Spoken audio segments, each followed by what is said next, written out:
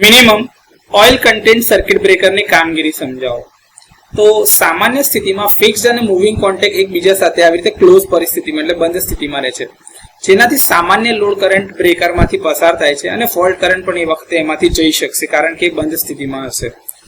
આ ઇન્ટરપ્ટર પોર્ટની અંદરનું ઓઇલ કોન્ટેક્ટને આસપાસ આવરી લે છે, એટલે કે એની આસપાસ ભરાયેલું હોય છે, જે ઇન્સ્યુલેટિંગ મીડિયમ તરીકે કાર્ય કરે છે. હવે જ્યારે કોઈ ફોલ્ટ થાય છે ત્યારે પ્રોટેક્ટિવ રિલે બ્રેકરના ઓપરેટિંગ મિકેનિઝમને ટ્રિપ સિગ્નલ મોકલે છે અને આ મિકેનિઝમ ઝડપથી મૂવિંગ કોન્ટેક્ટને ફિક્સ કોન્ટેક્ટથી દૂર લઈ જાય છે અને એના લીધે તેમની વચ્ચે એક આર્ક રચાય છે. આ મૂવિંગ કોન્ટેક્ટ તમારો હોલો કંડક્ટર છે અને એમાં ટર્બ્યુલેટર એક આર્ક કંટ્રોલ ઉપકરણ મૂકેલું છે. આ ટર્બ્યુલેટરમાં રેડિયલ અને એક્સિયલ બંને પ્રકારના વેન્ટ્સ હોય છે. ક્રોસ જેટ એક્સપ્લોઝન પોર્ટ જેવા ભારે ફોલ્ટ કરંટને અટકાવવા માટે રેડિયલ વેન્ટ ઉપયોગી છે, જે ગોલ રાઉન્ડ પર હોય રેડિયસ પર, અને ફોલ્ટ કરંટના નીચા મૂલ્યને અટકાવવા એટલે કે એને ક્વેન્ચ કરવા માટે એક્સિયલ વેન્ટનો ઉપયોગ થાય છે, જે તમારા પ્લેન એક્સપ્લોઝન પોર્ટ પ્રકારના બ્રેકરમાં હોય છે. હવે જેમ જેમ આ કોન્ટેક્ટ એકબીજાથી અલગ થાય છે તેમ તેમ નાના ઓઇલ ચેમ્બરની અંદર તેમની વચ્ચેની ડાઇલેક્ટ્રિક સ્ટ્રેન્થમાં ઘટાડો થાય છે અને એના લીધે આર્ક સ્ટ્રાઇક થાય છે, કારણ કે જેવું એ બંને કોન્ટેક્ટ એકબીજાથી દૂર થયા જેના કારણે આજુબાજુના ઘટકો જે હતા ઓઇલના કમ્પોનન્ટ એનું વિઘટન થવાના કારણે ચાર્જ પાર્ટિકલના કારણે કોન્ટેક્ટ સેપરેશનના લીધે આજુબાજુના જે એરિયા હતું એનું આયનીકરણ થાય છે, જેના કારણે આર્ક સ્ટ્રાઇક થાય છે.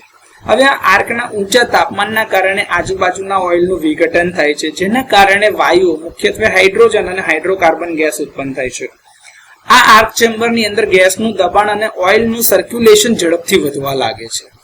આ ઉચ્ચ ગતિવાળા ગેસ બબલ્સ અને ઓઇલનો પ્રવાહ ખાસ રચાયેલ નોઝલ અને વેન્ટ દ્વારા આર્ક ઉપર લઈ જવામાં આવે છે અને આ આયનાઇઝ કણોને આપણે દૂર કરીએ છીએ, જેથી કરીને આર્ક ઠંડો પડે, આર્કનો પાથ લંબાય અને આર્ક ઝડપથી ઠંડો પડે.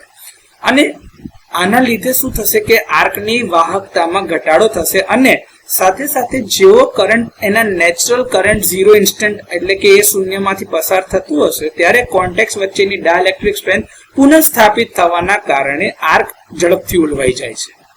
વિક્ષેપ પછી વરાળ એટલે કે જ્યાં ઓઇલ ગરમ થયું હતું એટલે ઓઇલની વરાળ હશે અને ગેસ બબલ્સ જે ઉત્પન્ન થશે ચેમ્બરના ટોચ પર એટલે કે તમારું ટોપ ચેમ્બર તો એ તરફ જાય છે જ્યાં ઓઇલ તમારું ઠંડુ થાય છે અને ઇન્સ્યુલેશનના ગુણધર્મો પાછા મેળવે છે. પ્રેશર વેન્ટ્સ એન્ક્લોઝરને નુકસાન ટાળવા માટે ઉપર પ્રેશર વેન્ટ્સ મૂકેલા છે અથવા તો તમારા ગેસ વેન્ટ્સ મૂકેલા છે, જેના કારણે તમારા ડક્ટ્સમાંથી વધારાનું ગેસ પ્રેશરાઇઝ જે હતું એ બહાર નીકળી જશે અને એના લીધે પ્રેશર તમારું રિલીઝ થાય છે, જેથી કરીને તમારું બ્રેકર ફાટવાની શક્યતાઓ ઓછી થઈ જાય છે. આ બ્રેકર હવે ઓપન રહે છે અને ફોલ્ટી ભાગને સંપૂર્ણપણે હેલ્ધી પાર્ટથી અલગ કરે છે. હવે જ્યાં સુધી બ્રેકરને તમે ઓટોમેટિકલી ક્લોઝ ના કરો અથવા તો મેન્યુઅલી જઈને એને ક્લોઝ ના કરો કે ઓપરેટરની કોઈ ઇન્ટરવેન્શન એટલે કે ઓપરેટર દ્વારા એને બંધ કરવામાં ન આવે ત્યાં સુધી આ બ્રેકર તમારું ઓપન અવસ્થામાં રહેશે. તો આ રીતે minimum oil content circuit breaker કામ કરે છે.